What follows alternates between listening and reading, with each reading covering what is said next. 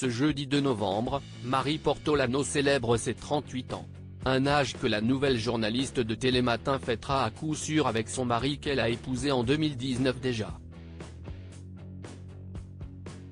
Et à l'époque, elle avait osé un look surprenant et rock'n'roll. Quelque chose en Marie Portolano. De rock'n'roll. Si est indéniable lorsqu'on découvre ou redécouvre la photo qu'elle a choisie pour annoncer s'être mariée. C'était en juin 2019.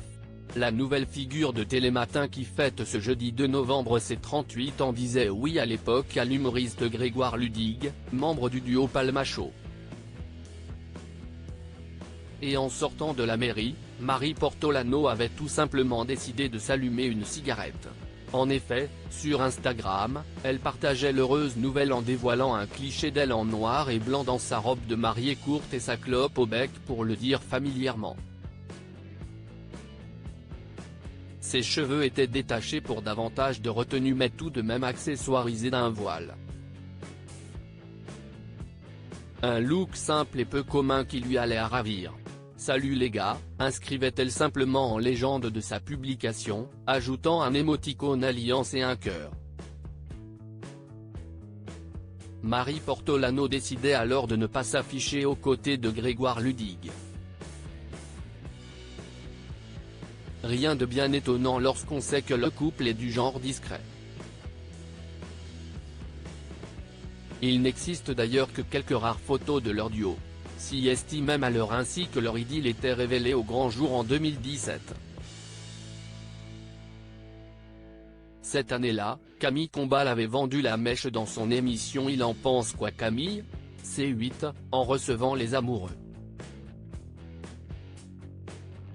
Entre Marie Portolano et Grégoire Ludig, le conte de fées s'est poursuivi en 2022 lorsqu'ils ont accueilli leur premier enfant ensemble, dont on ne sait rien.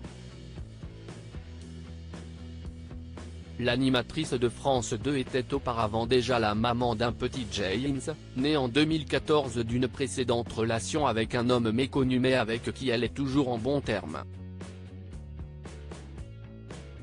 Nous sommes séparés mais nous nous entendons très bien, avait-elle assuré en interview en 2021.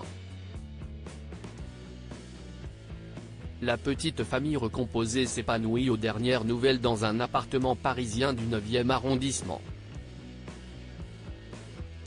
Un domicile où on y trouve du mobilier contemporain, une cheminée ancienne, des dessins d'enfants et des affiches de films.